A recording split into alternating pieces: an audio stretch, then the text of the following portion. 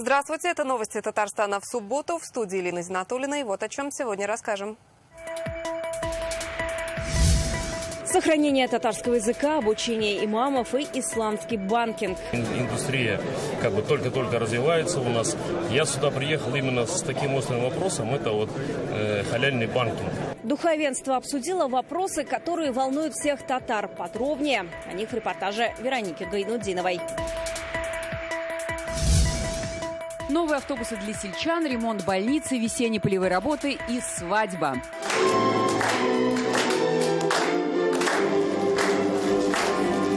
Чем живут районы республики, в репортаже Светланы Звонаревой. В Казани подвели итоги школьной волейбольной лиги сезона этого года. О чемпионских командах расскажет Алия Сабирова.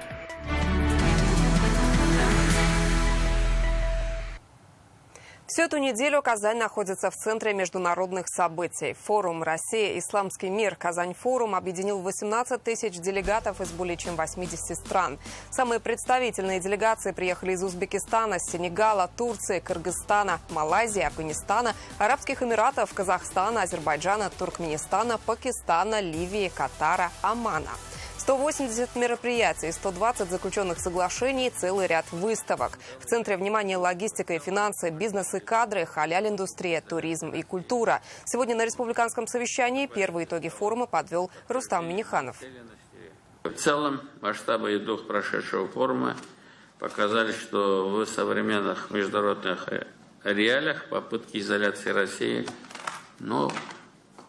не приводят к успеху. Мероприятие стало подтверждением нацеленности дружественных стран на продолжение и расширение работы с нашей страной. Раис республики поблагодарил всех причастных к организации международного события и поручил достойно провести Всероссийский форум татарских религиозных деятелей и Изге Болгаржена. Огромные слова благодарности оперативному штабу. Но все, в принципе, все министерства, все федеральные структуры, все отработали достойно. Но все еще не кончилось. Сегодня состоится Всероссийский форум татарских религиозных деятелей. Завтра пройдет Изге Болгаржена. Тоже надо достойно, красиво все это провести. Вы опора татарского народа. Так Рустам Минниханов сегодня приветствовал имамов и хазратов со всей страны. Более 1000 делегатов из 77 регионов России приехали на форум татарских религиозных деятелей. Эта встреча проходит в рамках Казань-форума. Участие принял вице-премьер России Марат Хуснуллин. Он подчеркнул вклад мусульман в укрепление межнационального и межрелигиозного диалога. На встрече по традиции обсудили вопросы, которые волнуют всех. Сохранение родного языка, халяль-индустрия и объединение всех татар в России. О главных вопросах, которыми задается духовенство, Вероника Гайнудинова.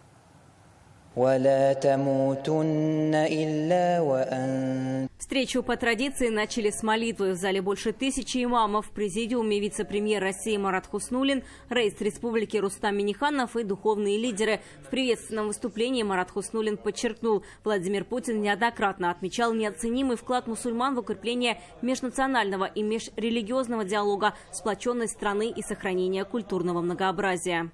Наши религиозные деятели и учителя прививают подрастающему поколению высокие нравственные качества, любовь к родине и готовность трудиться на ее благо.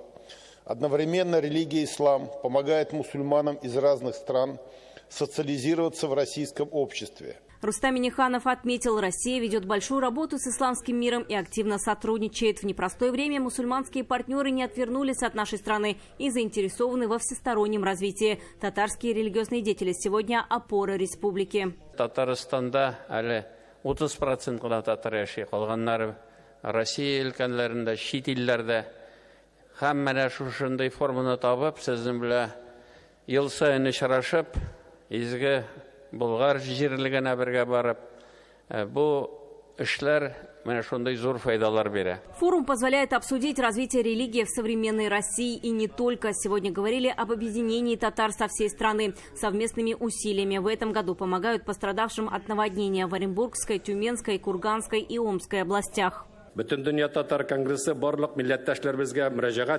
Всемирный конгресс татар не остался в стороне от беды. Мы направляем в зону паводков гуманитарную помощь. Будем приглашать детей в наши оздоровительные лагеря. К этой благородной миссии подключились татары из многих регионов. Сегодня приоритетные задачи – сохранение татарского языка, национальной культуры и традиций, развитие религиозного образования. Эти вопросы поднимают и духовные лидеры страны.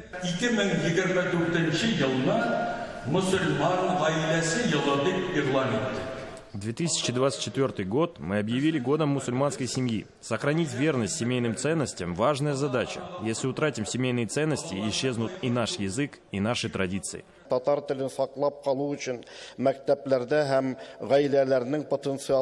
воспитании подрастающего поколения наша главная задача. Нам нужно развивать практику полилингвальных школ с изучением родового языка в регионах. Считаем важным организовывать в мечетях курсы татарского языка.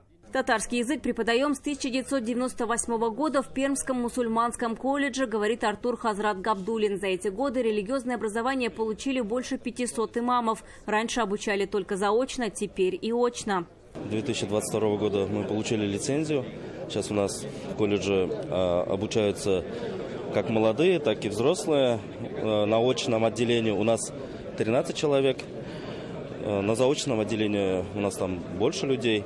Также у нас выездные курсы есть, выездные, как семинары проводим по Пермскому краю. При этом в мечетях по-прежнему не хватает имамов. Есть и дефицит хафизов, тех, кто знает Коран наизусть. Мало и каллиграфов, говорит муфти Татарстана. Камиль Хазрат особое внимание уделил халяль-индустрии. Исламский банкинг развивается, поэтому эта сфера требует квалифицированных кадров. В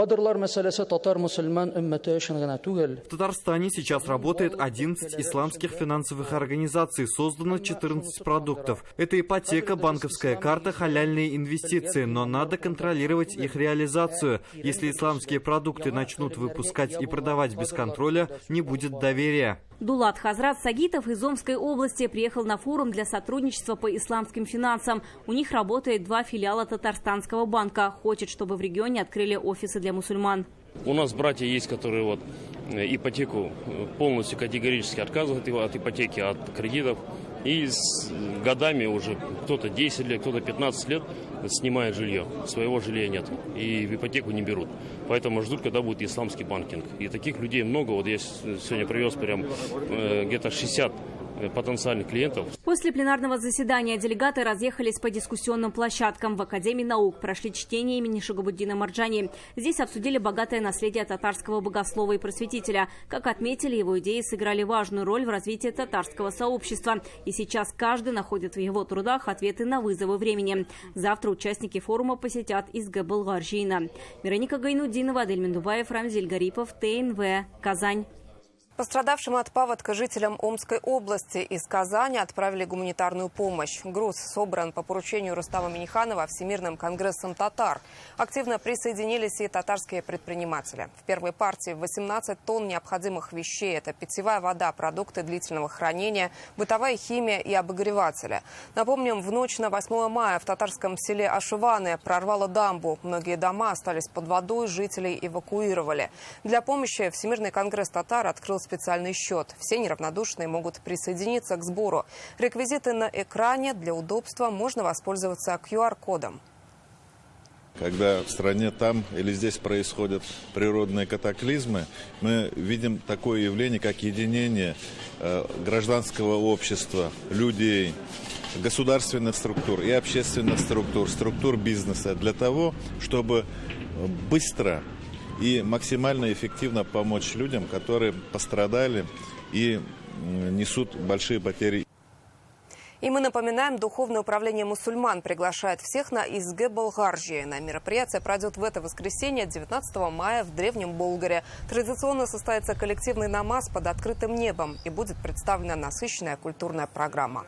Впервые в этом году гости смогут прочитать Тауба намаз, молитву покаяния. В год семьи разыграют сертификаты на семейные путевки в хадж. Подробная информация есть на сайте Духовного управления мусульман. Эта территория касается всех мусульман нашей страны. То есть она важна для каждого. И мы приглашаем всех вас посетить это прекрасное собрание. Так как этот год в нашей стране является годом семьи, было принято решение разыграть 3 семейные путевки в хадж.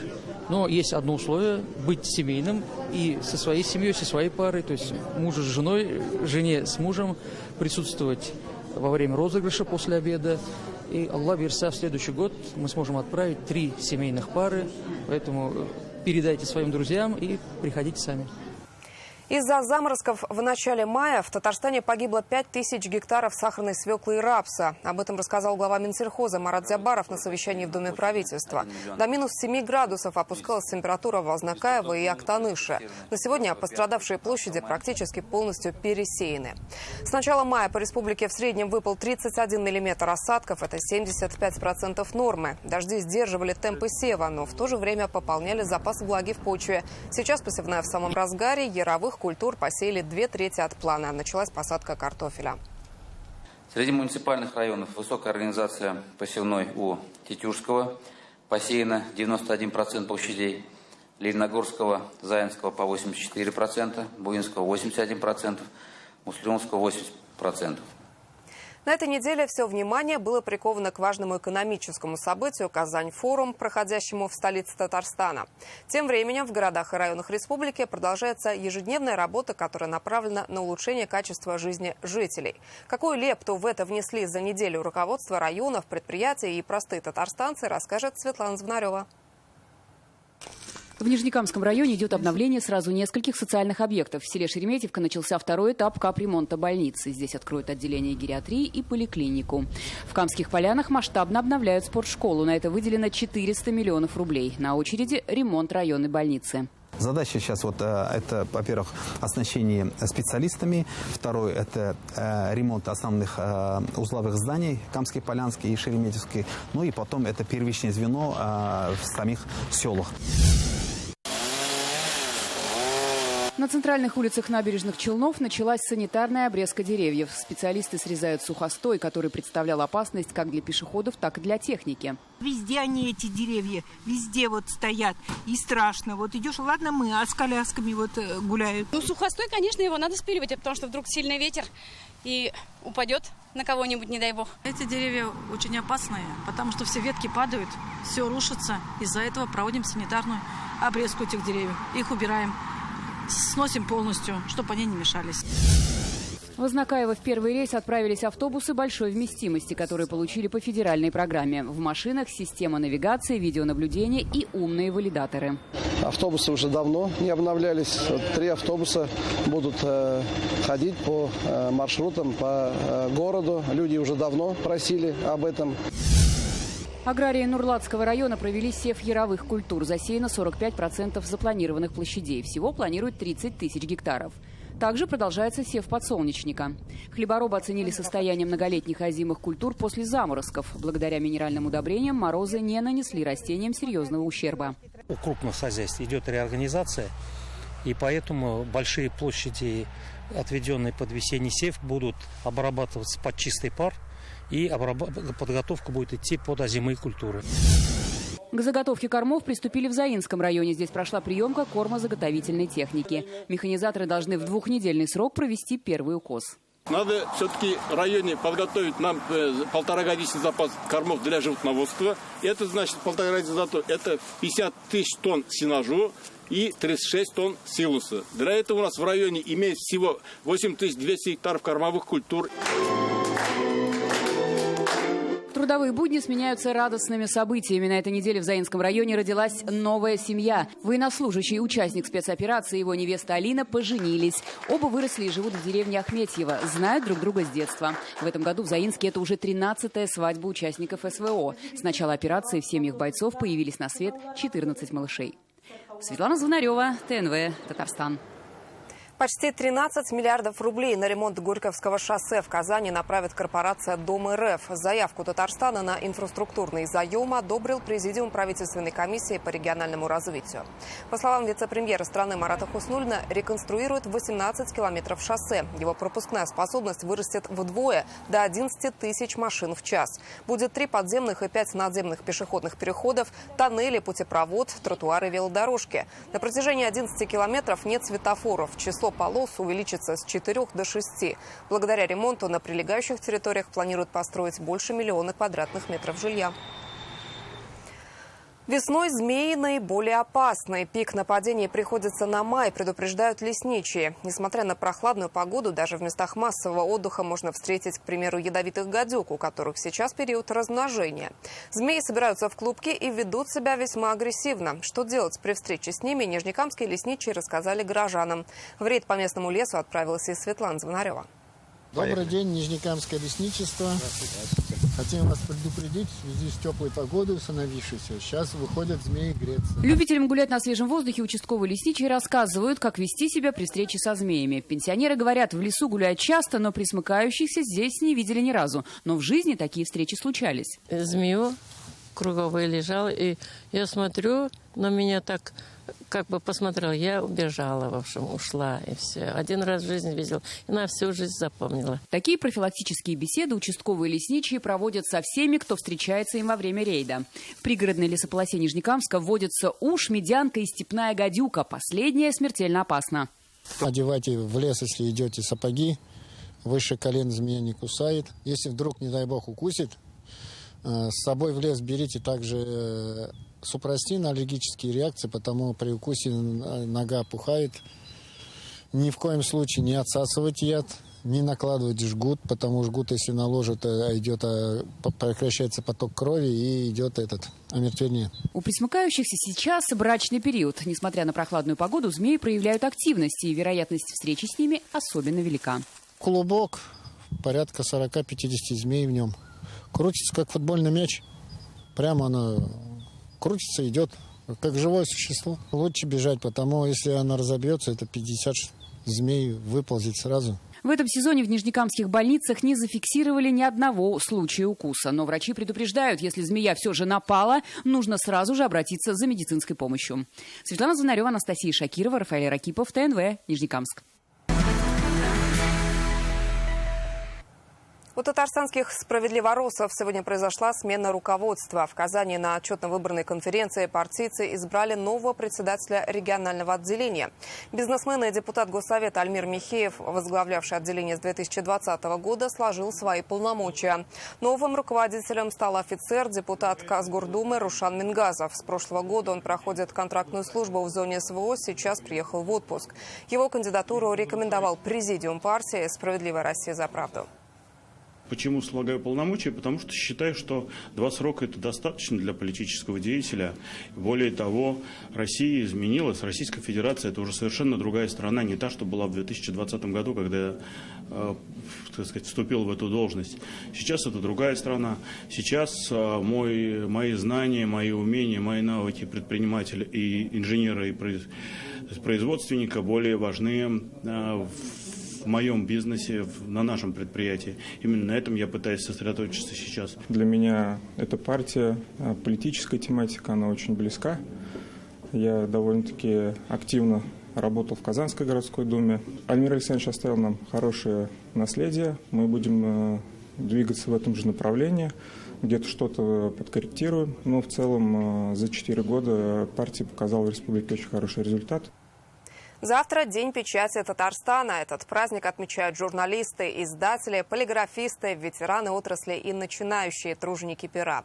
Представителей масс-медиа поздравил Фарид Мухамедшин. Он отметил, сегодня татарстанские СМИ занимают достойное место в общероссийском информационном пространстве. Радует сложившийся стиль взаимодействия органов госвласти с журналистским сообществом в атмосфере открытости, конструктивного диалога и разумных компромиссов.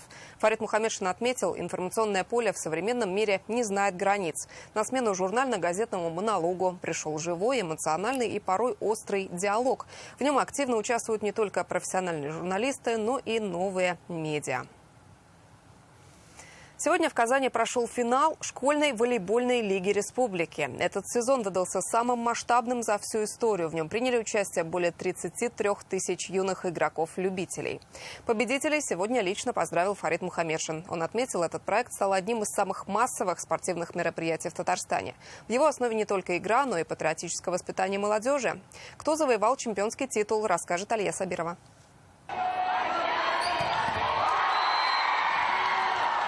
Всего месяц назад на этой площадке кипели страсти чемпионата России по волейболу. Сегодня она отдана школьникам. Стремительные атаки, точные подачи и блоки. В финале золотого матча среди юношей ученики из Казани и Алькеевского района. На трибунах те, без чьей поддержки не было бы результата. Родители, педагоги, одноклассники. За игрой наблюдает Фарид Мухаммедшин и генеральный секретарь Всероссийской Федерации волейбола Александр Еременко. Поддержали ребят и профессиональные игроки волейбольных клубов республики. Школьная волейбольная лига – это огромный толчок в развитии волейбола в Республике Татарстан и, в принципе, в России. И это очень хорошее соревнование для дальнейшего будущего, для развития спорта в школьной сфере и в дальнейшем профессиональной. Школьная волейбольная лига в Татарстане проходит 6-й год. Как отметил Фарид Мухаммедшин, изначально проект создавался как способ привлечь молодежь в спорт. Сейчас же это масштабное движение, которое в этом сезоне объединило рекордные 33 тысячи юных волейболистов со всей республики.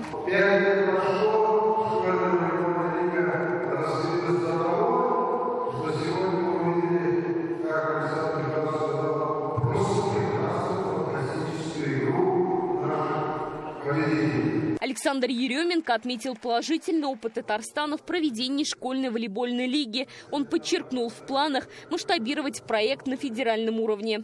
Такой проект хочется действительно транслировать в другие регионы. Цель такая: в течение 3-4 ближайших лет, чтобы это была полноценная всероссийская школьная лига по такому принципу, как она была сделана и как она проходит в Республике Татарстан.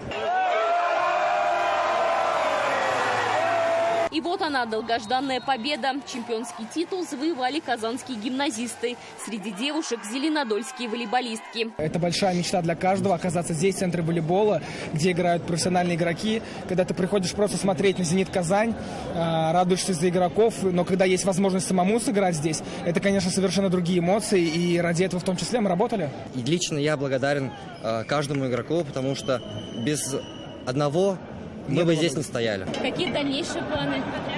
Дальше играть в волейбол и подтверждать свое чемпионство.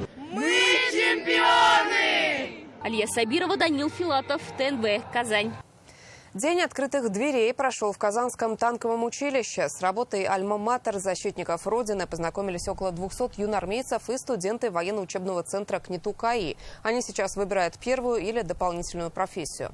Гостям показали образцы военной техники и вооружения, которые изучают в училище. Также ребята посетили полигон. Здесь свои навыки продемонстрировали танкисты. Ребятам показали беспилотные аппараты и приемы ведения армейской тактической стрельбы с учетом опыта СВО. Отметим, в этом году Казанскому танковому училищу исполнилось 105 лет. За эти годы оно воспитало 10 тысяч офицеров, 74 героя Советского Союза и 22 героя России. Вашему вниманию образец танк Т-72Б3М. Это модернизированный танк Т-72. Обратите внимание на броню. Броня непростая. Это не монолитная слой металла. Броня сложная. Интернет-версию итогов прошедших 6 дней читайте на сайте газеты «Реальное время». Еще больше информации в нашей группе ВКонтакте и Телеграм-канале. До встречи.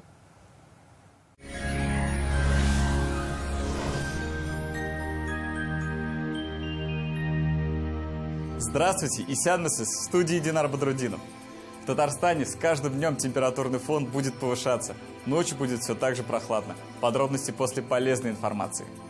Изготовление любой корпусной мебели от Данил Мастер в мае со скидкой 20%. Не откладывайте на завтра свою мечту о новой кухне или шкафе-купе по вашим размерам.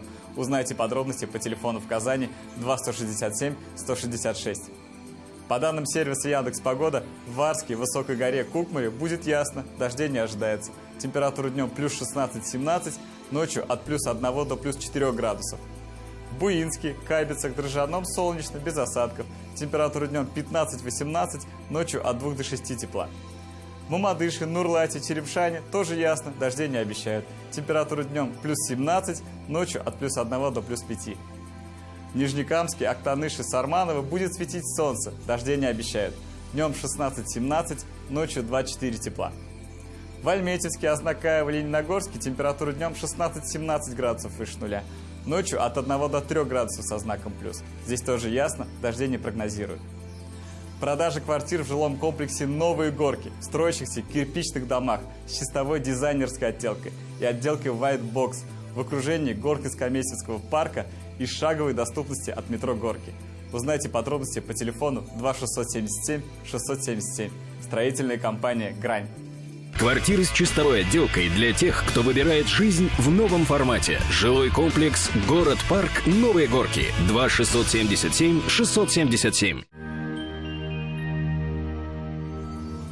Безоблачно и тепло будет и в туристических городах республики. В Свияжске температура днем плюс 17, ночью 4 градуса тепла. Будет солнечно, дождей не ожидается. В Болгаре днем 16 градусов, ночью около 5 градусов выше нуля. Здесь тоже солнце, без осадков. В Елабуге температура плюс 17 градусов днем. Ожидается ясная погода, дождей не прогнозируют. Ночью 4 градуса тепла. Банк Аверс оказывает весь спектр банковских услуг для частных лиц и корпоративных клиентов. Для бизнеса банк предлагает услуги по расчетно-кассовому обслуживанию, кредитованию, банковские гарантии и продукты с возможностью эффективно размещать свободные денежные средства.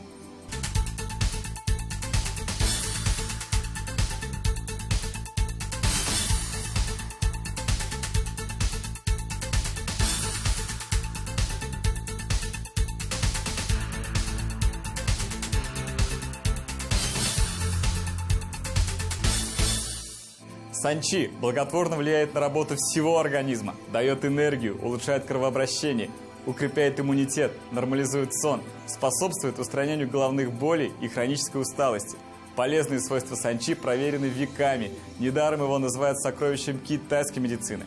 Хорошая новость, только 20 мая в аптеках Фармлет на санчи 20% скидка. Телефон для справок 8 92 72 36 71 75. Сайт sanchi.rf.